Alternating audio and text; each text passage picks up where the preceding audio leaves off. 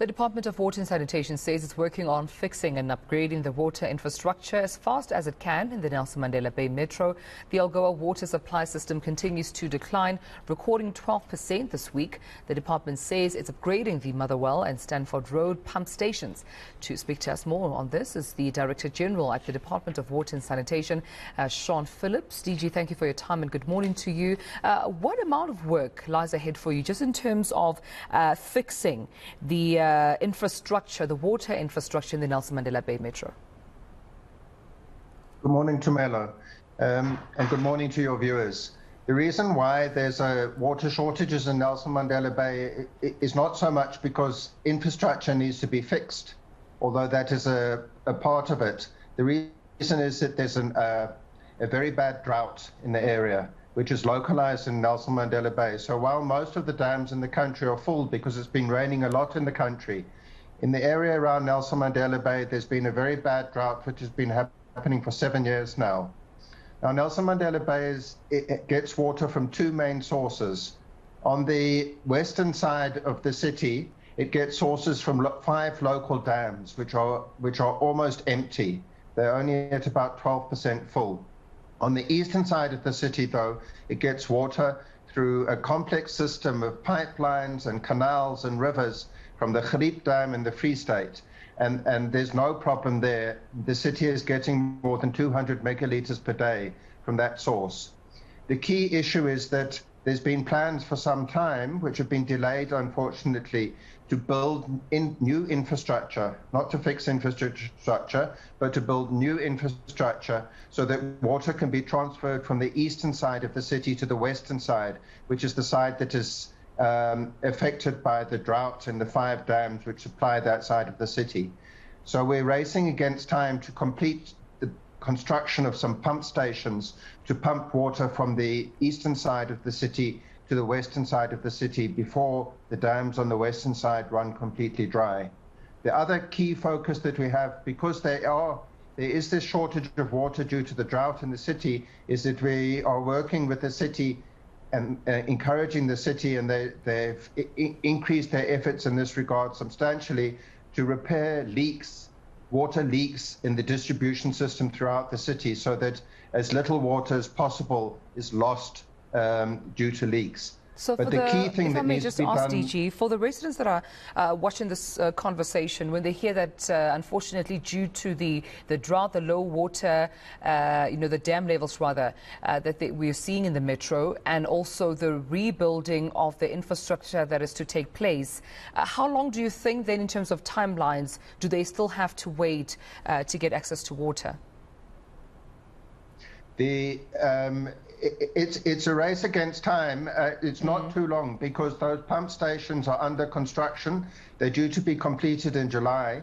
But even when the pump stations are completed and when and water is able to be pumped from the eastern side of the city to the western side, there won't be sufficient water from those sources for everyone to keep using water at the rate that they're using it currently. As I was going to say, the most important thing for the city to get through this period of drought is for everybody to reduce their consumption a little. If on average everyone in the city can reduce their consumption by 20%, then there'll be enough water for everyone once the pumps have been completed and there's water pumped from the east side to the western side. But if people continue to use water at the rate that they're doing, because of the drought and the lack of water in those dams on the western side, there won't be sufficient water for everybody to use, and there will be people there will be areas of the city where water runs out. So in addition to doing this infrastructure work, our key focus as well is encouraging the citizens of Nelson Mandela Bay to reduce their water consumption during this period of drought so that everyone can at least get some water. DG, what's the latest? Can you update us on the Algoa Water Supply System? The latest is that the 5 dams which serve the city on the western side of the city are on average at approximately 12% full. There has been a little bit of rain, and we're all praying that the winter rains will come and increase the dam levels. So that's the latest situation, and the city is working as fast as it can to complete those pumping stations and to reduce the leaks. And we are encouraging the city to implement stronger measures to encourage citizens of the city to reduce their water consumption, including introducing punitive tariffs for those who use a large amount of water.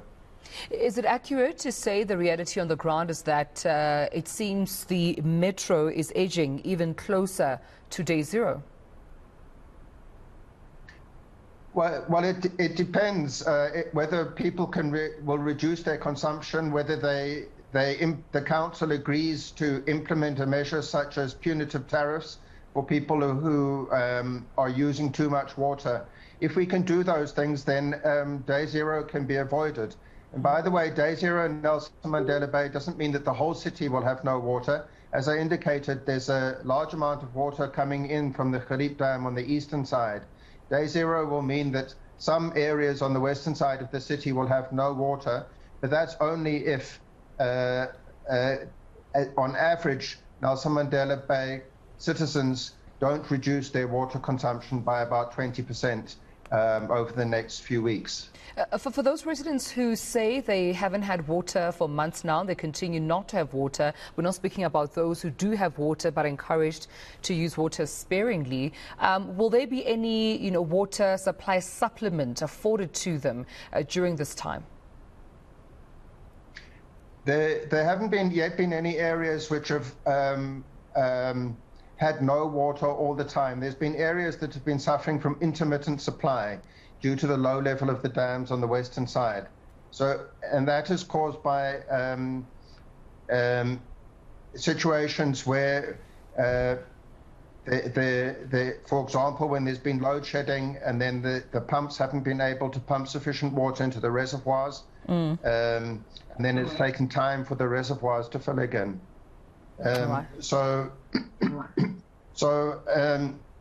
As I've indicated, if everyone can reduce their water consumption, and they only have to reduce their water consumption on average by 25%, then there should be enough water during July for everybody to have water, including on the western side of the city.